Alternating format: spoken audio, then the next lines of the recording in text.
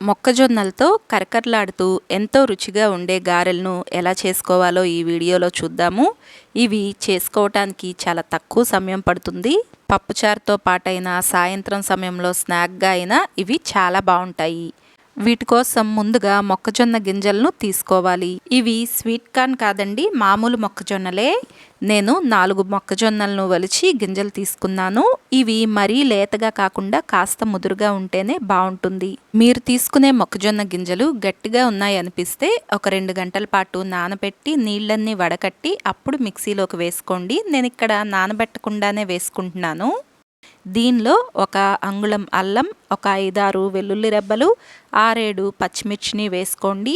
పచ్చిమిర్చి మీరు తినే కారంను బట్టి పెంచి లేదా తగ్గించి వేసుకోవచ్చు. దీన్ని మిక్సీ పట్టుకోవటానికి నీళ్ళేమీ వేయాల్సిన అవసరం లేదు. మొక్కజొన్నల్లో ఉండే చెమ్మతోనే మనకు మెత్తగా నలుగుతుంది. రుచికి తగినంత ఉప్పు వేసుకుని దీన్ని మిక్సీ పట్టుకోండి.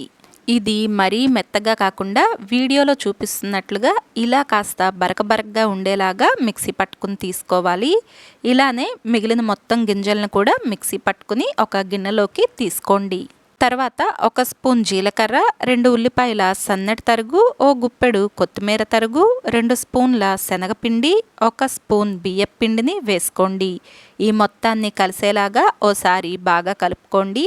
శనగపిండి బియ్యపిండి వేయటం వలన మనకు ఈ గారెలు నూనె పీల్చకుండా కరకరలాడుతూ వస్తాయి.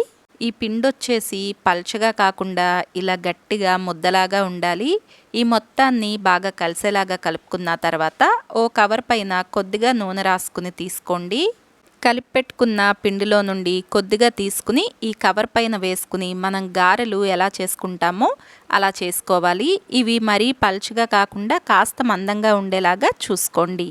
ఇలా చేసుకున్న గారెలను ఒక్కొక్కటిగా కాగిన నూనెలోకి వేసుకోండి. వీటిల్ని నూనెలోకి వేసిన వెంటనే కదపకుండా కొద్దిగా రంగు మారేంత వరకు అలానే వదిలేయండి. కాస్త రంగు మారిన తర్వాత ఈ గారెలను 2 వైపులకు తిరగేసుకుంటూ ఎర్రటి రంగు వచ్చేంత వరకు కాల్చుకోవాలి. ఇలా ఎర్రగా కాలిన గారెలను ప్లేట్లోకి తీసుకోండి. ఇవి నూనె కూడా ఎక్కువగా పీల్చవండి. ఇలానే మిగిలిన పిండితో కూడా గారెలను వేసుకుని ఎర్రటి రంగు వచ్చేంత వరకు కాల్చుకుని తీసుకోండి.